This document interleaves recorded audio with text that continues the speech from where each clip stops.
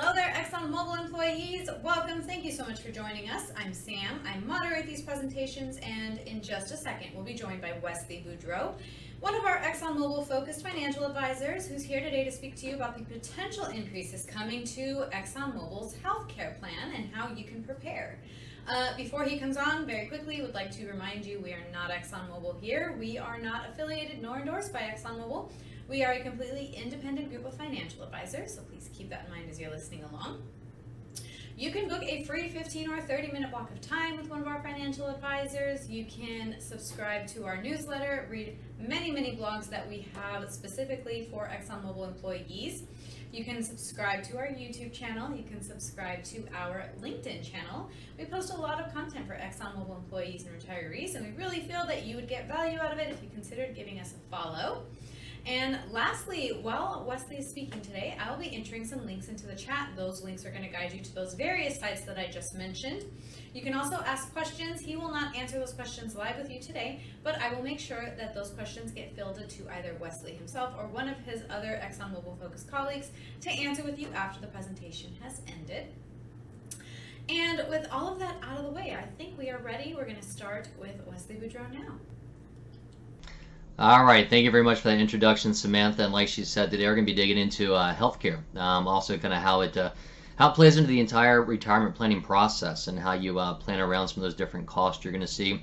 We'll dig into different options, whether it be through Medicare, retirement benefits for your employer, the ACA, the Affordable Care Act, and the Healthcare Exchange, how you kind of navigate that market as well and what those things look like. Now, we have worked extensively with a lot of different Fortune 500 companies, so if you have more detailed questions about your specific retiree medical benefits, feel free to reach out and let us know. We'll be happy to dig into that.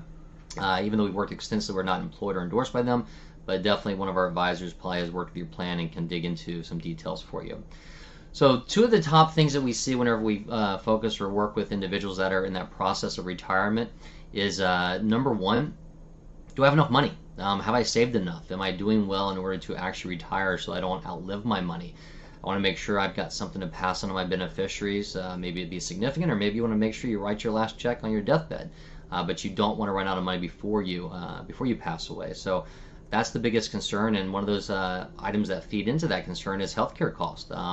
We've obviously, I think everybody knows they're rising. They've been rising for the last decade plus or so, and will probably continue to rise going forward. So that's a big concern for everybody, and we want to figure out how do we tie that into our actual retirement planning process, and that can back into how do we structure portfolios, how do we allocate assets, what's our investment goal, and things of that nature, which we get into as we get deeper into conversations with you.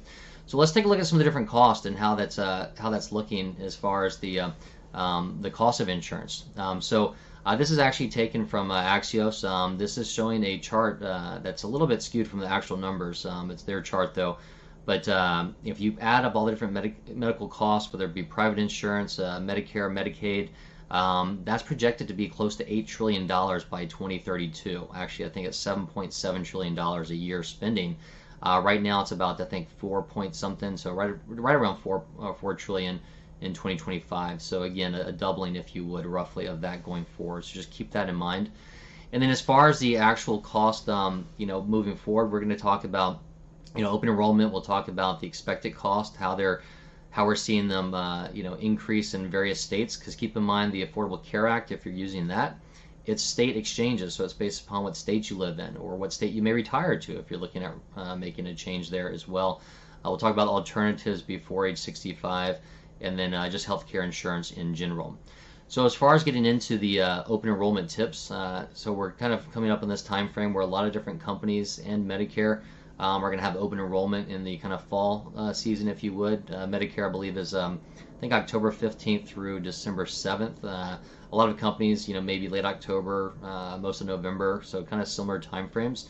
And it's important to remember that open enrollment's when you can make changes to your actual healthcare plans, either through Medicare or at work. But that's the only time, unless you have different changes. Maybe you're changing jobs, maybe you're moving, maybe you have a kid or something like that. There are some special circumstances where you can make changes outside of open enrollment. But for most of us, this is the time when we need to analyze what we have and what our choices are. And it's important to take a look at them, even if you've been content with what you've had. A lot of times companies will throw something new in there, or there may be a change in the cost, so it's good to look at those. So some different top 5 things we have to consider, and we'll get on a checklist in just a moment here as well. But compare your medical, dental, vision, all your different options you have there. Make sure there's no changes. Make sure they didn't maybe add a company that could have better benefits for you. Make sure there's been no change as far as your doctor being on network or out of network. I know we went through this before with the dentist, where we were told they were in network and had something done, and then all of a sudden we were told they were out of network. So it cost us a little bit more than we wanted to pay, but it is what it is. Also consider life and disability, making sure that you've got taking advantage of maybe the group life insurance or group disability. It's really important to understand that. If you have questions on do I have enough life insurance, give me a call. We can run through those with you. A lot of you might be surprised to realize maybe you don't have enough, especially if you're younger. I actually brought on a client here recently, earlier this year, that made really good money, made over $500,000 a year, had multiple properties, had a family, had mortgages, things like that, and lo and behold, all he had was about $100,000 group life insurance. So obviously underinsured if something were to happen to him. So just keep that in mind. If you have questions there, there's group policies usually through your company. We can also work with you on simple term options or other options outside of that as well that are going to be your life insurance that you can take with you if you make changes to a company. Take advantage of HSAs, health savings accounts. If your company does provide that, it's a way for you to actually reduce your cost out of pocket, because you can save on taxes in the short term, and also in the long term as you let that grow over time if you don't use all of it. And then make sure you evaluate how this ties into your retirement savings. It may be that maybe you're spending more on healthcare. You might want to reduce your 401k contributions. Obviously, we wouldn't suggest that if you can afford it.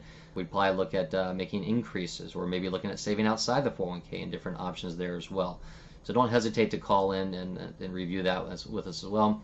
And then learn about any extra coverages that you may have, different company subsidies. It may be something that maybe your healthcare has got a reimbursement for joining a club or something like that, for working out, or maybe there's different telemed things you weren't aware of before that have come on board here recently. So just go through those, and kind of a quick checklist. Again, kind of reiterating that is review your health insurance, your savings and spending accounts, so your HSA potentially, dental and vision plans. Again, they're all separate usually.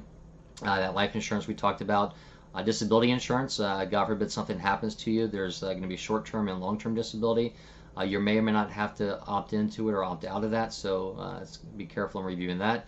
Your retirement savings, obviously outside of this open enrollment, but it's an opportunity for you to review that and see where you are, and if we back into a full retirement review, well, they're not needing to increase your retirement savings, and where you should be putting that, and how do you take advantage of it tax favorably as well. And then your beneficiary selection. This is one a lot of people overlook, especially if you've gone through a divorce, or you've had your family's been extended by having a new kid or something like that. You want to make sure you review your beneficiaries on your 401k and on your life insurance, and make sure it meets the needs that you want at that point in time. And if you've done a trust recently, maybe you want to look at reviewing that, whether it makes sense to put name the trust as a beneficiary. But I do caveat, make sure it's something you've done a recent trust, so it has a look-through provision, and not some of the old trusts from 15 years ago. There may be some issues there. So any questions, just let us know. As far as what's going to cost me, unfortunately, probably more than you think. Or at least on the average, at least for the average person. There's a study from Fidelity that they do every year, and the average person thinks it's a lot cheaper than what it is. The average person thinks that, hey, it's going to cost us $41,000 over our lifetime once we retire for medical costs, because Medicare's covering things and we're not paying for that much. But in reality, that study shows that that's about a $274,000 shortfall. If you look at a couple age 65, it actually costs them about $315,000 throughout their lifetime for medical expenses, when you factor in premiums and co-pays and potential issues and things of that nature. And there's a 5% increase over the last year, and it's, I think, year over year, it's always been kind of that 5, 6, 7% increase range. So that expectation is that when you budget for things, we run a financial plan, we're looking at inflationary pressure, obviously, across the board, but a lot of times it's more heavily weighted on healthcare costs there as well. And it's good to kind of understand your specific situation. Another client we're looking at that, bless them, they're looking at helping out family with their healthcare costs. So we're running, financial plan that shows their healthcare costs and also their additional support for healthcare over the next 20 years or so. And we can run different inflationary measures for that versus maybe your typical inflationary numbers on the rest of the portfolio.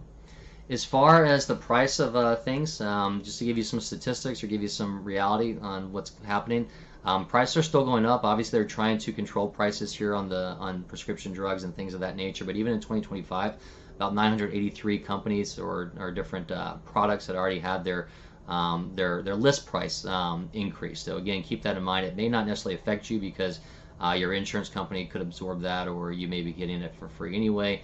But again, they still have increased their list price on things, and that trend has always continued. But hopefully, we can right the ship here sometime soon. As far as the cost for alternatives as you transition into retirement, a lot of times we've been told, hey, full retirement age is 65 to 67. For most of us now, it's 67 when you focus on Social Security. But a lot of us don't want to work till 67 or 65, and 65 is when Medicare kicks in. So you may find yourself retiring at 59 or 62 or 57, and you might say, well, Wesley, what do I do between now and age 65 when Medicare kicks in? So there may be different options you have. The first and easiest, hopefully, is if you've got a company that still has a retiree medical plan. That's a good option if they still have that. It's an even better option if it's a good one. We've seen a lot of companies reduce these, eliminate, or do away with them altogether over the years. So again, if you've got one, it's good to review that. Now, it's not going to be as cheap as what it is right now while you're working, because again, you're going from an employee to a retiree, and so you're going to see an increase in cost, but it may not be as much as if you compare it to the healthcare exchange or buying on your own or something like that. It could be that you retire. Let's say you might retire at 62. You might have a younger spouse that's still working. Maybe you can go on his or her medical plan. That may be an option. You may continue Cobra for a while. It's going to be more expensive there. You may decide to get a new job. I've seen this a couple times where we've run all the planning. Everybody can retire and they're good. They can cover the healthcare costs and things like that. But 4 months in, they're bored. They need something to do, and it could be something as simple as going and working part-time at Home Depot enough to get the medical insurance, going to Starbucks or going to Walmart, or who knows, just something to occupy the time. But you could search for a company that's good enough to give you a decent healthcare package as well. So that could be an option. And then if you don't have any of those options, you're looking at the healthcare exchange, which again, that's the state-based plans. We'll get into some of those rising costs there as well. And because they are state-based plans, you're a little bit limited on your selections and choices depending upon where you live. It's not a simple plan that's across the board, being able to pick from 10, 15 different providers. In some cases, you may only have one choice within your state, so that's something to review as you transition to retirement as well. So as far as the Affordable Care Act, there's obviously some bad things, some good things from it and stuff, but one of the good things is it's guaranteed insurance in there. And it may not be as expensive as you think. If you go out there and look and say, okay, I just retired, let's say I'm making $150,000 a year right now, and I look at that, then it's going to be pretty expensive when you look at it. But it's not about what you made, it's about what you're making going forward. So if you're retiring, you're not going to be having as much income, theoretically, especially if you're married and you both are retired. If one of you is still working, it may be more expensive, but you're able to get subsidies there and you get a reduction. So it may be more economical than what you think. And there's different plans there. There's going to be the bronze, silver, gold, and platinum. And those are all based upon essentially what you pay for what you get. The higher tier, like the gold and platinum, is going to be more PPO. It's going to cost you more. You get more access to doctors and things of that nature. Whereas the others are going to be more like an HMO, where you have limited access to doctors. You have to stay in network, and there's a little bit more hoops to potentially jump through. And that open enrollment, like we said, kind of goes through in the fall. Again, but let's say if you retire in May, then that creates an open enrollment for you because you're having a job change, you're having a life event or something like that. Or if you move post-retirement, you can look at doing that outside of open enrollment as well. But again, it's really important to kind of understand these and compare this, because it may be cheaper than what you actually thought. But we run through these when we were focusing on retiring individuals. So a good segue, when I say we run through these, really the best way to kind of encapsulate all this is by running a cash flow analysis or a financial plan. Right now, about 3/4 of Americans over 50 don't have a plan. If you can spend about 10 to 15 minutes with us, we can gather your data. We can put together a pretty comprehensive plan, and we can go in there and tweak that from there if you want to get more detail. But a lot of times we'll use this to Let's look at even for somebody that's mid-career and making a change.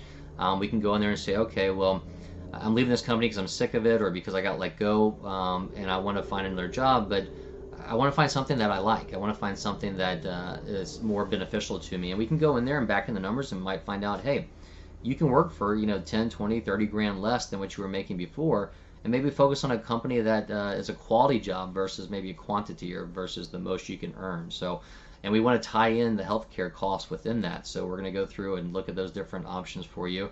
Show you how long you can stay between jobs, or again, if you're retiring, show you how that healthcare cost runs through there, and how you bridge that gap between retirement and Medicare in there as well. So it's good to explore all those different options through a cash flow analysis. So don't forget to just give us a call and take us up on that. Now, as far as Medicare, so once you turn 65, you're eligible for Medicare, and you have a kind of a 6-month window, 3 months before and 3 months after age 65 to go ahead and enroll in that. And there's going to be different options as far as what your premiums are going to be. In some cases, the base is going to be free to you. You may have higher costs than others if you've got higher income. There is a tier schedule there. Think about it like a Medicare tax, because it's tiered. And Medicare is supposed to guarantee roughly about 80% of what your expenses are. So there's alternate forms as far as how to supplement those potential expenses, which we'll get into in just a moment here. So kind of a refresher. So Medicare, your primary Medicare is going to be Part A, B, and D. So Part A is going to be covering your hospital. Part B is your normal doctor visits, routine, the outpatient things of that nature. Part D is going to be your prescription drugs.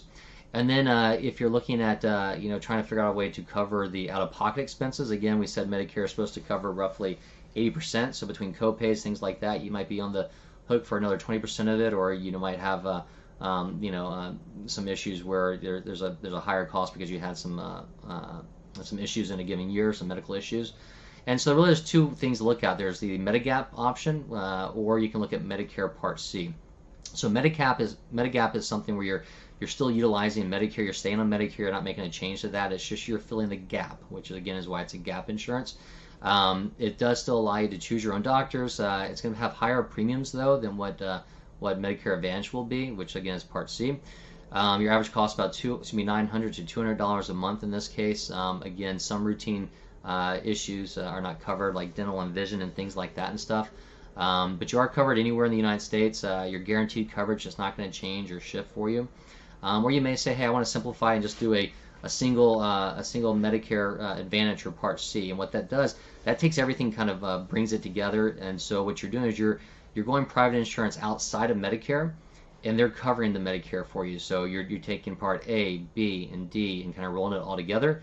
And that C is that Advantage, which is covering all that, and it's going to reduce your cost. But again, you're paying for that as well. And so it's going to be more, think about it like an HMO. It's going to be some limitations as far as your doctor visits and the in-network versus out-of-network. It's going to lower your actual cost on a monthly basis, but it could have higher copays and stuff in there. So it's really important to kind of review these side by side and look at those options, and check your doctors that you've been using for a while and see where they fall in these plans. And one may be more beneficial than the other for you. As far as I mentioned before, there's that potential tax, if you would. It's actually called the IRMA, which is going to be the income-related monthly adjustment amount, and that depends upon what your income is. So the higher income is, the more expensive your actual Medicare insurance is going to be on Part B and Part D. So for 2025, it's based upon $106,000 for somebody's individual and $212,000 for a married couple. Now, this is not your modified. This is not your adjusted gross income after deductions. This is your actual income that you're getting. So you could be, you might have $240,000 of income, but you got a $30,000 standard deduction brings you down to $210,000. But that's not going to help you in this IRMA-related event. You're going to be in that second tier, which we'll show you in just a moment. And again, it's important to remember. So this is what they do is they look back 2 years. So they're going to look back 2 years to figure out what you're going to be. So let's say if right now you're 63, whatever your income is right now is going to be used for your Medicare cost premiums in 2 years in 2027. So it's important to understand that, and it's also one of the issues we see is that individuals they retire and they have a higher Medicare premium because of this. It's a little tough, but you can get that adjusted. So there is There is relief there if you go in there and tell them, hey, look, I'm retired. That's my previous income. This is the income that I'm looking at. So it can be done. So just keep that in mind. And then if we look at an example here, before we jump into what the IRMA brackets are going to be, let's take a look at Bob and Jane in this case. So Bob is on, is on Medicare now. Just turned 65. Jane's still 62, so she's still 3 years away from it. If you look at that right-hand side, because she's not Medicare eligible, she's on the healthcare exchange. She's on the silver plan in this case. It's cost her $1,200 a month for her insurance. But Bob, at least, it's a little bit cheaper now. It's costing about $312 because he's got the standard flat rate for Part B, $185, and he's actually gone in and got some supplemental insurance, Medigap policy for another $127. So if you didn't have that, it'd be even cheaper. But we had them right on that bubble at $212. So this is assuming they're at $212 and under. There's no IRMA issue for them, so it's costing them $1,500 across the board. Fast forward when Jane hits Medicare eligibility, you'll see her costs go down dramatically. So you can see that difference and what that bridge planning looks like. Now, if they made $212,001, then what's going to happen is they're going to jump. They're going to jump in that second bracket. This is for Bob, just for him. But if they were, let's say if they're both 65, then it would be double this. So we're looking at him going from 185 to 259 now, and was no Part D expense. Now it's going to be $1,370 per month. So I think combined that's about $87 more per month that he's paying on there. If it were two of them, it'd be about $170 or so more a month. And you can see how these brackets get higher and higher. Once you get up to 266, now you're at 370. If you get over 334, you're at 480, and it goes on and on.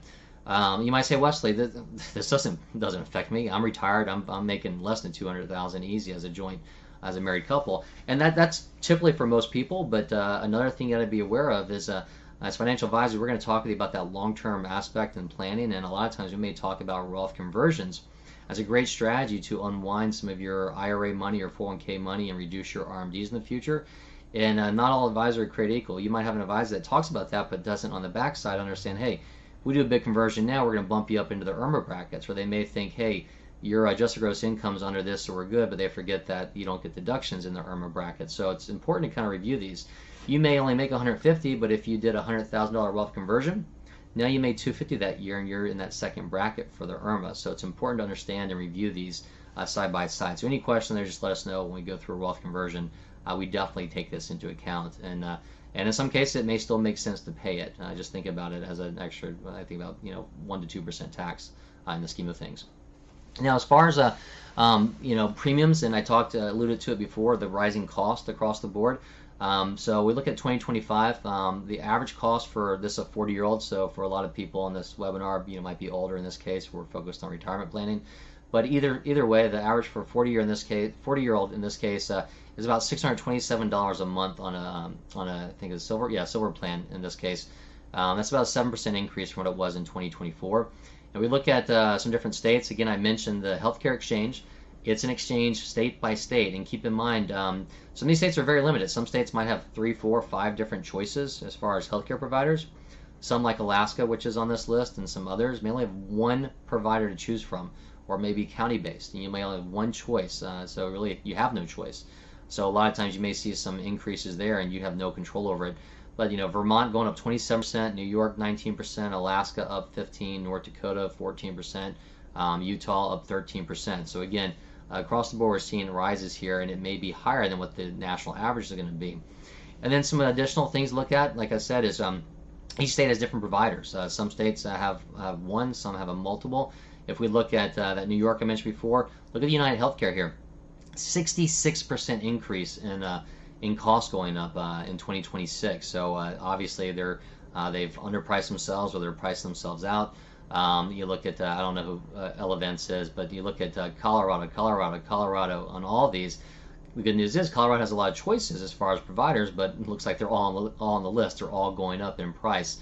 If you look down there at that very bottom, you may have saw the news in the last couple of months or so. CVS is getting out of the Affordable Care Act marketplace in about 17 different states. So that's affecting about 1 million members in this case. So again, it's really important. This is not going to tell you, what your specific situation is, but you need to look into your state if you are thinking about going on the ACA or the exchange for your medical insurance in this case. This is kind of redundant, but again, top 10 projected states for 2026 you're looking at. New York, Arkansas, Colorado, we saw them in there. Florida's got some bumps in there. Maine, Vermont, Maryland, all the way down to Texas. Again, that's Blue Cross Blue Shield going up 21% in Texas. So again, there may be alternative options that are not going up as much. And then as far as Medicare Part A, those expenses have been going up as well, not as much as some of these others we just rattled off. It's up 2.7% in 2025, which is lower than it's been the last couple of years. And this may be a moot point for you. I mean, you may not even need the medical aid. Hopefully, you're not going to the hospital or doing anything of that nature. So, which ironically, the thing that's going up the least is the one you may not necessarily use. So hopefully, the goal is we're going to try and get some of these things under control and slow down that growth across the board. So some strategies. We kind of talked about all that stuff as far as the cost rising. What can I do to mitigate that, or at least review that in this case for 2026? One thing is schedule your elective treatments before your deductibles reset. Maybe you had some treatment in the first part of the year and you've come close or hit your deductible. Get something else done if you need to before you have a new reset of deductibles next year. Stay in network versus using out of network facilities. In this case, it could save you quite a bit in some cases. Depending upon what you're doing on drugs, maybe switch to generic if there's something available for you now for that. Max out your HSAs if you want to build up some savings there to help cover some of the costs for insurance. Request cost estimates, and you can actually negotiate bills in some cases. So keep that in mind. Either you can have the insurance company negotiate on your behalf, or maybe you can negotiate them yourselves. And then I choose to plan strategically in 2026. Again, some of these potential rates are going up, so it may be, even if you haven't met your deductible, it may be worthwhile getting something done now before the end of the year, and you can reassess maybe a reduction in plan options in 2026 to offset those costs. So with that, kind of wrap up and kind of bring back in the retirement group, kind of give you a little bit of information about us and why it makes sense to give us a call to kind of work on some of these issues. And another note, we were the retirement group. We got acquired by Wealth Enhancement Group a little bit over a year ago. The great news for that is now you've got access to about 100 plus offices across America. We've got management over $100 billion under management. Got more expertise than we had before. But again, a lot of our advisors still focus on working with some core companies. So if you've got questions on your specific company plan, not just these healthcare retiree medical benefits, but especially your 401k, how to allocate that, what to do with it post-retirement, how do I manage my pension if you have one, whether it makes sense to take a lump sum or do an annuity. We can go through all those different options with you. Again, we've got offices scattered across the country, so we can meet face-to-face. Obviously, it's easy to meet via phone or web meetings as well, if that's easier for you. And then we talked about that cash flow analysis and that financial plan. I'd recommend take us up on that. Even if you have done so previously and it's been 2 years or more, things have changed, interest rates have changed, the markets have changed, so it's good to update that and see where you stand. A lot of you may unfortunately be going through a reduction. So if you want to see, even if you think, hey, I'm safe, I'm not going to get cut. Unfortunately, I've seen a lot of these companies, they make illogical decisions. I've seen people that want to go, not get tapped on the shoulder, and people that think that that there's no way they're going, get cut. So if you just want to see where you stand in case something were to happen, let me know. We can run a cash flow analysis for you and show you those different options so you are prepared and not blindsided by something. And then as far as the next steps, just give us a call. We'll be happy to schedule an appointment with you. You can reach that 800-900-5867. There's also an email, info@theretirementgroup.com. We'll have a couple QR codes up here while I get into some of these questions that came through. So one is going to get into scheduling an appointment with myself or one of the other advisors with the Retirement Group and Wealth Enhancement Group. And one's going to be into our LinkedIn page if you want to follow along there, and if you want to get in more detail on company-specific information, you can do that as well. Okay, so first question I have in here, what if I start the Affordable Care Act and get a job later in the year? So this is actually it's a good question. It's something that's great if you're able to get that job, but a lot of people are not aware of kind of that process. So I'm going to make up. Let's say you leave the firm. Let's say you leave the firm in September. Okay, and so you don't do COBRA. You decide to jump on the healthcare exchange in October. So you've got you're on the exchange in whatever state you are for October, November, December. Say January, February, March, April.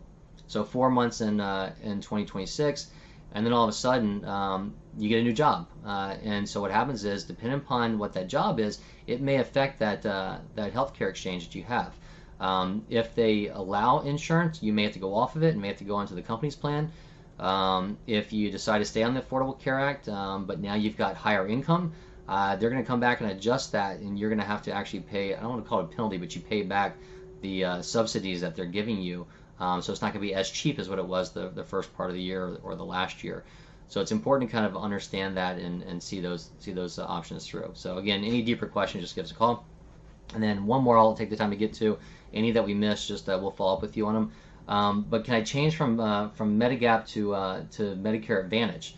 Okay, yes, no, maybe so, I guess is kind of the answer to this. So you can change, but again, it's based upon open enrollment usually. So you have to do this during open enrollment. You can't do it outside unless there's a life event or a life change. So again, a lot of times once you retire, there may not be much of a life change, with the exception of making a move. So if you move, let's say in May, then you could make that change potentially. But for the most part, it's going to be during open enrollment, again, October 15th through December 7th. So at that point, yes, you can change. So you may be, let's say, you're on the Medigap, and you say, okay, well, maybe I found out, the doctors I'm using are all on the same plan through Medicare Advantage, and it's going to cost me a little bit less, and I just want to kind of simplify it. Then you can do that. You would actually you can go from Medigap, you'd have to disenroll in that, and then you would move over to Medicare Advantage. On the flip side, if you're Medicare Advantage and you say, hey, this is not working out, I don't have access to the doctors I wanted to, I want to be on Medicare and Medigap. It could be that you got a condition that may hinder you from staying on Medicare Advantage in the future, because they don't have that guarantee insurability. So you may say, hey, I need to get over to Medicare and get on Medigap. You can do that again. You have to unenroll from one before you can enroll in the other. So it is a process, but yes, it can be done. Again, any question on there, just give us a call. So with that, I'm going to kind of wrap this up. I want to thank everybody for joining us today. There's obviously a lot of details that go into that healthcare planning. Just give us a call at 800-900-5867. We can kind of dig into some of those items, but really kind of put it to pen and paper and show you that financial plan and help you see how not just this affects you in retirement, but how your entire portfolio is going to affect you, and tie everything together for you. So with that, I want to thank everybody for taking some time out of their day, and we hope you have a great rest of the day.